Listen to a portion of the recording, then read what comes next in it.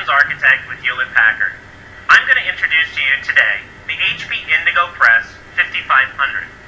The HP Indigo Press 5500 offers new opportunities to your company. Opportunities that include short-run digital printing what your customer wants without sacrificing quality. Another opportunity, variable data printing, that allows you to build a stronger, deeper relationship with your customer. Marketing collaterals, photo-related, and direct mail. And with that, let's take a look at the HP Indigo Press 5500. And we're going to start with the feeder unit. The feeder unit is made up of 4 drawers, total capacity of up to 6,000 sheets, depending on substrate weight. We're going to now open a drawer and show you how you add substrate, change substrate sizes. We first click the button once to disengage the drawer. We then click it a second time to lower the drawer.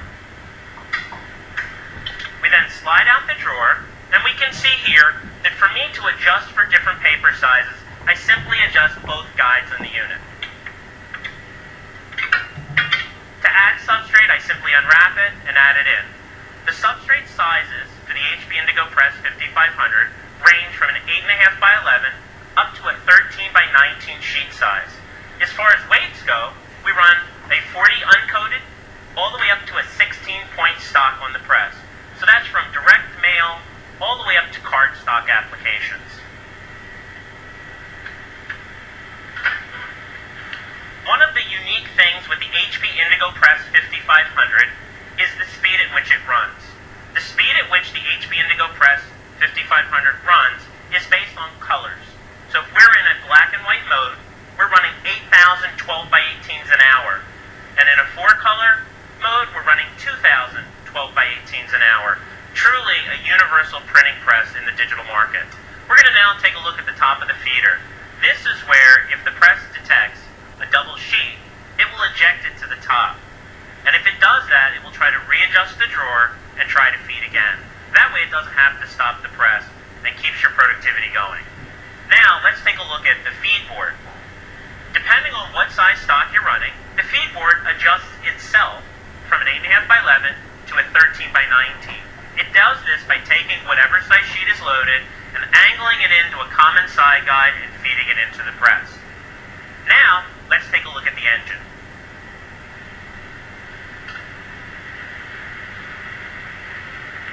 This is the engine for the HP Indigo Press 5500. We'll go over the different parts of it. First, we have a plate cylinder, a blanket cylinder, and an impression cylinder. The way the process works is first, the corona wires here charge the plate. The writing head on top, which is capable of up to 1200 dpi, then writes an image onto the plate. That image now will attract ink when it's applied to it. So the units that are on the outside of the plate, we call those bid units. You can have up to 7 colors on this digital press. And again, unique to our digital press, we have the ability not just to do 4-color process, but to put in up to 3 additional spot colors. So those bid units, which stand for binary ink development, will push up against the plate like a foam roller on a printing press, apply the ink is then attracted to the plate and builds a separation. That separation then travels around to the blanket, is pushed onto the blanket, and then as the blanket travels around, is pushed onto the impression cylinder, which has 1 sheet of whatever you happen to be running. At that point, if we're running black and white, the job is done and is ejected. And at that, a single color, we're running 8,000 12 by 18 one-side sheets an hour. And this is unique to our digital press in that the colors drive the speed of the press. So for example, now I have to do a 4-color job. Same process. I image the plate, I apply ink to the plate, build the separation, put it onto the blanket, onto the impression cylinder. Now it's not done. I need to repeat the process 3 additional times. It goes around 3 additional times. So for a 4-color job, after it makes that 4th revolution, it then ejects out of the press. And at a 4-color speed, we're now running 2,000 sheets an hour. If you need to perfect the job, there's a perfector that pulls it off, pulls it back in, and does the other side. Any way you look at it, from a 1/0 up to a 7/7 job, the job comes out finished and ready to go. And with that, now let's take a look at the ink cabinet.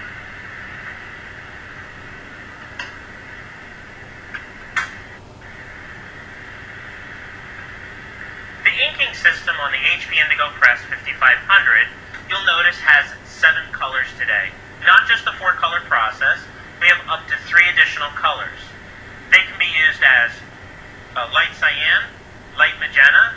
We'll use that for our photo industry work. If you're looking to do a little higher-end photo work, more photorealistic, the light cyan, light magenta will get you there. We also have the ability to do custom colors. So if your customer comes in and they're used to you giving them Pantone colors on your regular press, we have the ability to mix a custom color on site.